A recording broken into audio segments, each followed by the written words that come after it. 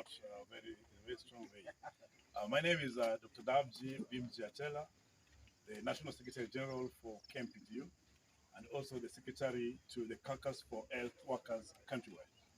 We've had deliberations with health workers in the sitting today, and we are disturbed at the frustrations, the exploitation, the intimidations that are working at the workplace. Their dignity has been lost for the last 2 years that the government of Kisii County has changed.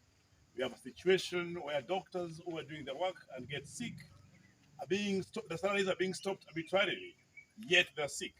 We have consultants that are working in very poor conditions.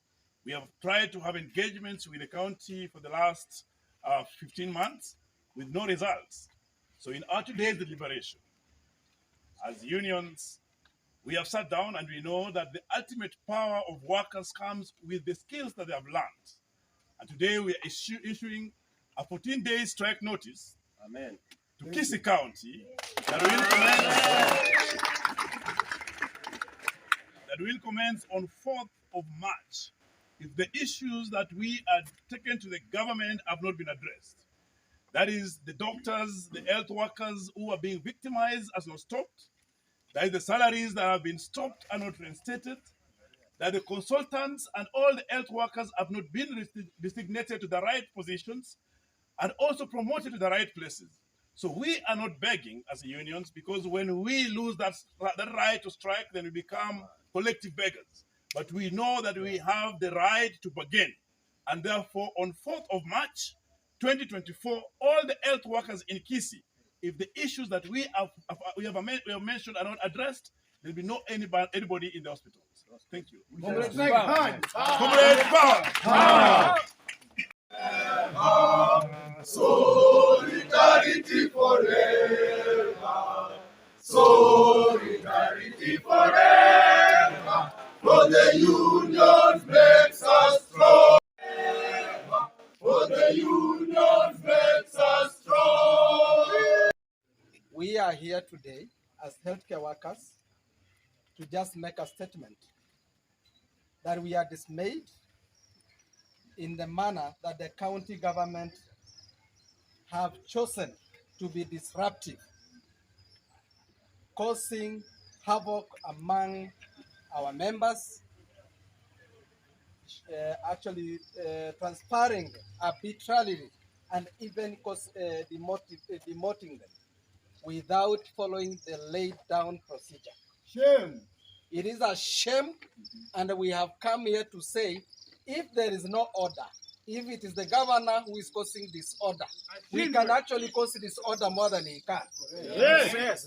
We will send him back to Nairobi, where he came from, where people can organize him. I think the people of Kisii are very peaceful. Amen. Now, if you can choose even to attack healthcare workers, I want to give a case scenario. That a clinician is attacked by a dog, and when they raise the issues, they are being transferred. They are being muted. And yet, it is them who are attacked and beaten by a dog. And within the hospital, where they are offering services. And then when you raise such an issue, you are told you are not in order. So who is in order in this case? The dog. So I must say this, that if that is what is happening within our referral hospital, and you continue transferring people, then you must be the one who is sick mentally. You know, they say, if you correct a fool, they hate you. If you correct an intellectual person, they will actually appreciate. So we have come here today to say, he will choose to be an intellectual person, to accept to be corrected, or to hate us. And we are ready to be hated. Dr. Marita must go. I must say a few issues before my colleague come. That one, we are here because promotion has not been happening. And when our members ask for promotion, they are being threatened. And threatened by goons. Even goons following branch officials to their home state. Threatening them, following them with motorbikes. This is the stupidity that must stop. Amen. The other thing is because this county has chosen that no healthcare worker can go for further study. They have refused to allow members to go back to school as it is provided under our policies. The other issue, which is a torn issue, is actually the severe shortage of healthcare workers. You find that this country has not employed healthcare workers 7 years down. And you continue purporting to offer quality services. What category of this county, I don't know how to call this county, then we must say, our cry always that this disintegration of the health sector is a problem, then Kisii sets a good precedency that we are in a country of disruptive. Lastly, it is the issues of the of the NHF.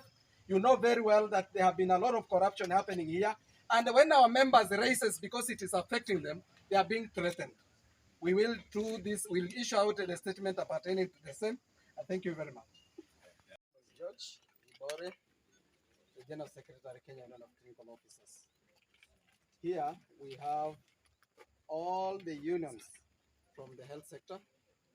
That is the KMPDU, the KUKO, the NUPT, there are very many, the nutritionists, the medical laboratory, public health, among others. Yes, including morticians. So I will go first.